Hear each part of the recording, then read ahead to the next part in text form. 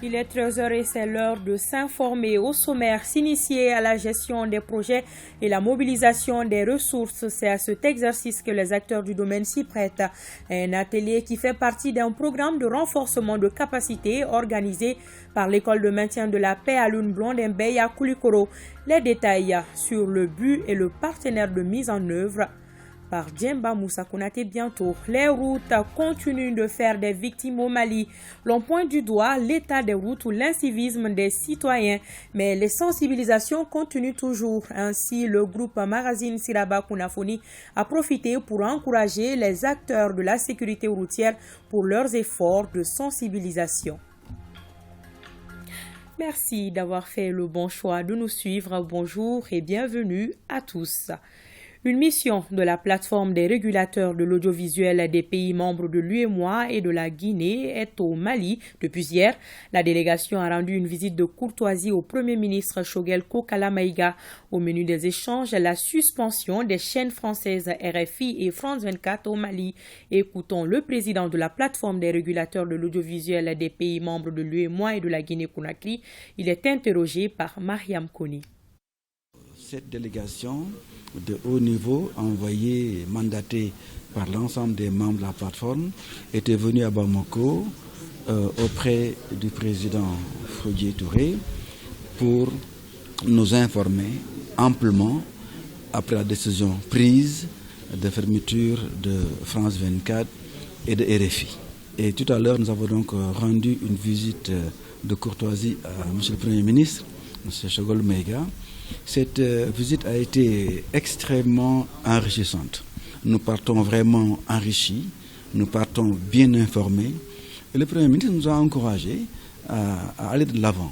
Donc, dans quelques semaines, ensemble, nous allons poser des jalons, après avoir été bien informés, pour voir quelles sont les étapes suivantes qu'il faut que nous menions au sein de la plateforme pour que, disons, pour apporter des solutions globales à tout ce que nous avons constaté ici au Mali. Il nous a surtout montré beaucoup d'ouverture et, disons-le, beaucoup de hauteur par rapport à la situation. Nous avons rencontré un Premier ministre bien informé, au fait de ses responsabilités et qui a été extrêmement ouvert à des frères africains. Parce que nous ne sommes pas venus en face de M. Fodji Touré, nous sommes venus à ses côtés pour entrevoir par rapport à la situation actuelle comment aller de l'avant. Eh bien, nous avons été encouragés par le Premier ministre et Inch'Allah, dans les temps à venir, nous allons poser des jalons dans ce sens-là.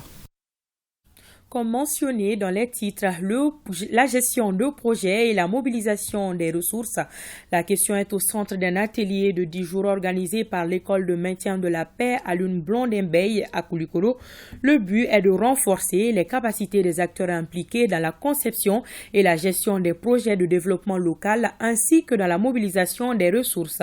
Ce projet de renforcement des capacités des femmes vectrices de changement pour une paix et un développement inclusif au Mali est financé par l'ambassade de la Norvège. La cérémonie d'ouverture était présidée par le gouverneur de la région de Koulikoro, le colonel Lamine Kapori Danoko et de notre reporter Djemba Moussa Konaté. Comment assurer la participation et le leadership efficient des femmes élues des collectivités territoriales, celles des mouvements signataires de l'accord, de la société civile, des forces de défense et de sécurité en vue de leur contribution significative au processus de paix, sécurité et développement au niveau décentralisé? L'école de maintien de la paix à Lune Blondin-Bay tente de répondre à cette question à travers cet atelier de 10 jours dans la cité de Mbéguétan. La nécessité de renforcer les capacités en gestion des projets et mobilisation des ressources s'avère d'autant plus pressante eu égard au processus de décentralisation qui requiert l'implication des acteurs à tous les niveaux. Le constat a démontré que l'insuffisance de capacité en matière de gestion des projets conduit à la perte d'énormes ressources pour les collectivités territoriales, mais également pour les organisations de la société civile. Ce projet a pour but de mettre en place dans les différentes localités retenues un vivier de femmes et d'hommes vecteurs de changement dans le domaine de la paix, de la sécurité, de la lutte contre les violences basées sur le genre et le développement au niveau décentralisé Il vise également à renforcer les capacités des élus communaux, des femmes de la société civile, des secrétaires généraux des mairies, des femmes et hommes des forces de défense et de sécurité et des femmes et hommes du comité de suivi de l'accord CSA. Auparavant, le gouverneur de région avait visité le stand des filles en formation en perlage et coupe-couture, une manière aussi pour la maison de la femme, enfants et familles de Koulikoro de contribuer à la mobilisation des ressources et à l'autonomisation de la couche juvénile. Voilà un événement présidé par Lamine Kapori Sanogo. Le mouvement Ambiko vient de faire parler son cœur à l'endroit des veuves des militaires tombés suite à l'attaque du camp Amadoun Bari d'Ibalobo de Sévaré le 24 avril dernier. C'est à travers la remise d'un chèque de 6 millions de francs CFA en guise de solidarité. Daouda Djakité nous fait le point. Elles sont 6 veuves des militaires tombés, armes à la main suite à l'attaque du camp militaire Amadoun Bari d'Ibalobo de Sévaré le 24 avril dernier, a bénéficié de cet appui de 6 millions de francs CFA. Un geste de solidarité et d'humanisme du mouvement Ambiko à travers sa marraine Batouli. On est là aujourd'hui pour faire une remise symbolique au nom du mouvement Ambiko. Aujourd'hui, le Mali où nous sommes, ceci a été placé aussi le signe de la paix et la réconciliation nationale. Ça fait partie de ça aussi. Il y a plein de projets visés sur Moti. Les bénéficiaires, toutes heureuses et émues, n'ont pas manqué de remercier le mouvement pour cette marque de solidarité. Nous remercions le mouvement Ambiko à travers sa marraine Batouli. Nous demandons au Tout-Puissant de lui garder plus longtemps aux côtés des démunis. Cet appui financier nous aidera beaucoup. Nous disons merci, un grand merci au donateur et cela va droit au cœur.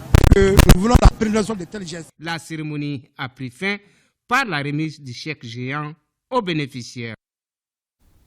Les membres du mouvement Yerewolo debout sur les remparts étaient à Koutchala où ils ont tenu un meeting afin d'informer les populations sur les efforts de développement consentis par les plus hautes autorités du Mali. Ils ont également incité le public à plus d'union sacrée autour de la transition. Brahima Koni a fait le reportage. Quand les responsables du mouvement Yerewolo debout sur les remparts invitent les forces vives de la capitale de l'or blanc, c'est pour parler de la vie de la nation. La délégation venue de Bamako a, au cours d'un meeting, prôné l'union sacrée autour des autorités de la transition. Une démarche souhaitée contagieuse par les représentants du mouvement Yerewolo debout sur les remparts à Koutiala. La jeunesse a vraiment compris beaucoup de choses et le virus Yerewolo est en train de se propager. Vraiment, je suis très content d'organiser. La délégation du mouvement Yerewolo debout sur les remparts a véhiculé des messages de paix et de cohésion sociale. Elle a également salué les efforts consentis par les plus hautes autorités pour le redressement et la souveraineté du Mali. La montée en puissance du mouvement a été une réalité à travers l'opération Maliko et à travers quand même l'opération Keletri, qui sont aujourd'hui quand même des mouvements militaires qui ont contribué à chasser le terrorisme hors de notre pays. La consolidation des acquis de la transition était l'une des préoccupations de certains leaders d'opinion. Les micro-organismes dans la gestion de la fertilité des sols pour une agriculture durable. C'est le thème d'une conférence qui regroupe à Ségou chercheurs et vulgarisateurs. Cette conférence initiée par l'Académie des sciences du Mali et l'Université de Ségou vise à mettre un accent particulier sur l'utilisation des micro-organismes pour soutenir le secteur agricole au Mali. Les explications de Kandesila. Les micro-organismes invisibles à l'œil nu sont indispensables à l'homme et à son environnement. Ils jouent un rôle vital dans les écosystèmes. C'est pour mettre en exergue ce rôle prépondérant de ces micro-organismes dans l'agriculture que l'Académie des sciences du Mali et l'Université de Ségou ont initié le présent cadre d'échange. L'Université de Ségou se trouve dans une zone agro-pastorale de prédilection et nous avons de nouvelles connaissances dans l'interaction entre les micro-organismes et ces potentialités agricoles que nous pouvons développer. Cette rencontre, ce partenariat avec l'Académie des sciences, va mettre déjà un certain nombre d'enseignants qui sont déjà sur des thématiques en rapport avec le sujet, va pousser certains enseignants à mieux se focaliser sur ce secteur. Les conférenciers, professeur Amadoun Babana et docteur Abdoulaye Amadoun, ont surtout démontré à suffisance tout l'intérêt que le secteur agricole peut tirer des micro-organismes, au regard de la baisse du rendement constatée, estimée aujourd'hui à 40%. Ça fait un bon moment qu'il y a des contraintes au niveau de la production agricole et on utilise des produits chimiques pour augmenter la production, le rendement. Mais on s'est rendu compte que ces produits chimiques sont dangereux, non seulement pour l'homme, mais pour l'environnement. Donc on se dit que même si on arrive à diminuer de 50% l'utilisation des produits chimiques, en utilisant les micro-organismes, des biopesticides à partir des micro-organismes, on peut arriver à beaucoup de choses. Il est à noter que cette conférence a bénéficié de l'appui du ministère de l'Enseignement supérieur et de la Recherche scientifique et du Fonds de garantie du secteur privé. Le Rotary Club à Bamako-Koulouba soutient l'ONG RIMAR pour son aide aux orphelins ou démunis. Le don est composé de kits alimentaires et des habits pour enfants. Il s'inscrit dans le cadre d'une démarche d'entraide et de partage. Le reportage de Adam Traoré. Le Rotary Club Bamako-Koulouba vient de faire parler son cœur. C'est là à travers une action de solidarité et d'entraide. Le don est destiné à l'ONG RIMAR, une ONG qui œuvre pour l'insertion et la réhabilitation. Le don est composé de vivres et de non-vivres. Il s'agit des kits alimentaires et des habits pour enfants. Un geste qui contribue à l'épanouissement des bénéficiaires. Nous avons tenu à vous apporter ce matériel pour signifier notre compassion et notre soutien à l'œuvre que RIMAR fait pour vous tous les jeunes et pour les enfants. Très heureux par les gestes, les bénéficiaires ont tenu à remercier les donateurs. Et que Dieu continue vraiment à prospérer vraiment votre organisation, que Dieu continue à vous donner encore des moyens pour que vraiment venant en aide vraiment à ces démunis, à ces personnes qui vraiment sans soutien, qui ne peuvent pas peut-être manger 3 fois par jour, vraiment c'est un geste énorme. Le geste est certes symbolique, mais plein de solidarité, de partage et d'amour en faveur des couches vulnérables.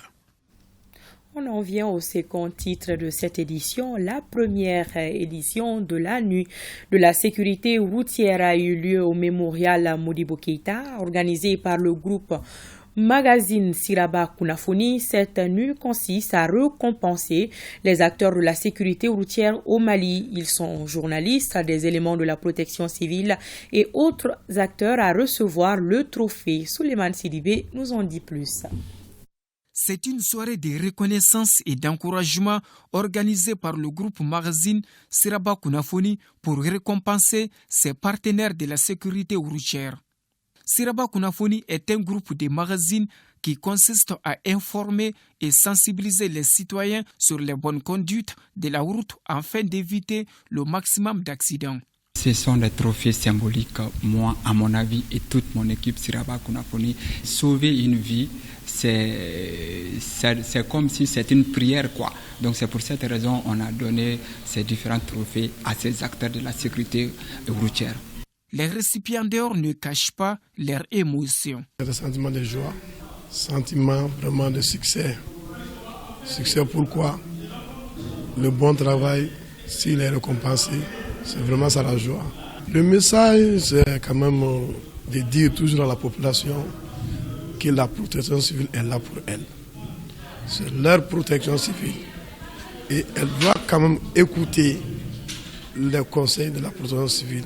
Nous, à notre niveau également, nous nous occupons également de cette sensibilisation par rapport à la sécurité routière. Nous avons la compagnie de la circulation routière. Aujourd'hui, nous avons un groupement de la circulation routière à Bamako ici. Nous avons la rive droite et la rive gauche. Il y a également la gendarmerie nationale qui exerce sa mission de police de la route au niveau des zones périphériques, les zones périurbaines et en campagne.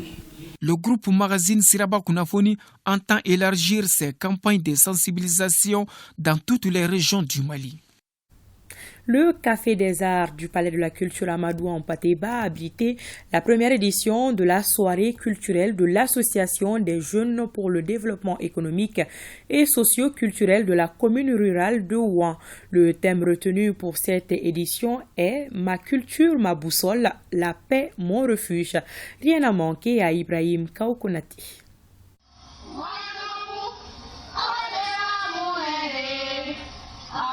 L'intonation de l'hymne national en langue bois, une minute de silence observée en hommage à toutes les victimes tombées sur les théâtres d'opération, la prestation des artistes et troupes traditionnelles bois ont été les temps forts de cette soirée culturelle des ressortissants de la commune rurale de Ouan à Bamako.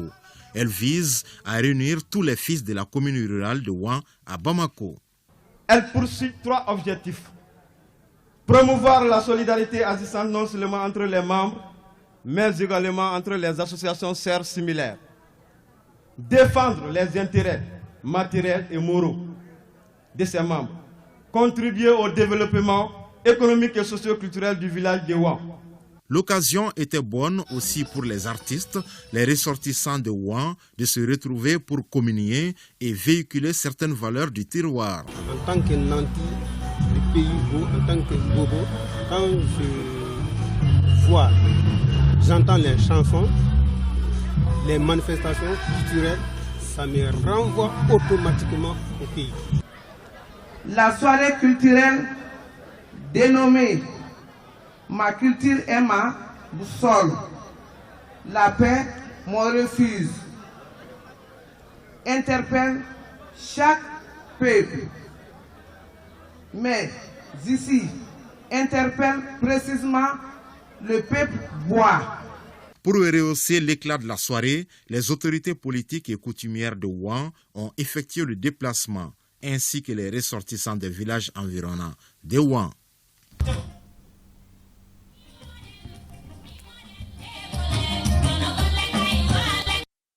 Présentement, nous sommes en 3e région. Les membres du vestibule de Sikasso ont organisé une cérémonie de lecture du Saint-Coran dans le but d'implorer Dieu afin que la paix revienne au Mali. La cérémonie a enregistré, outre les notables, les autorités administratives régionales. Le compte-rendu de Yourou Paladjabate et Suleiman Bamba. C'est une cérémonie traditionnelle de lecture du Saint-Coran organisée par les membres du vestibule des travailleurs de la ville de Sikasso. L'objectif est de faire des bénédictions pour la région et le pays et d'implorer le ciel pour une bonne pluviométrie.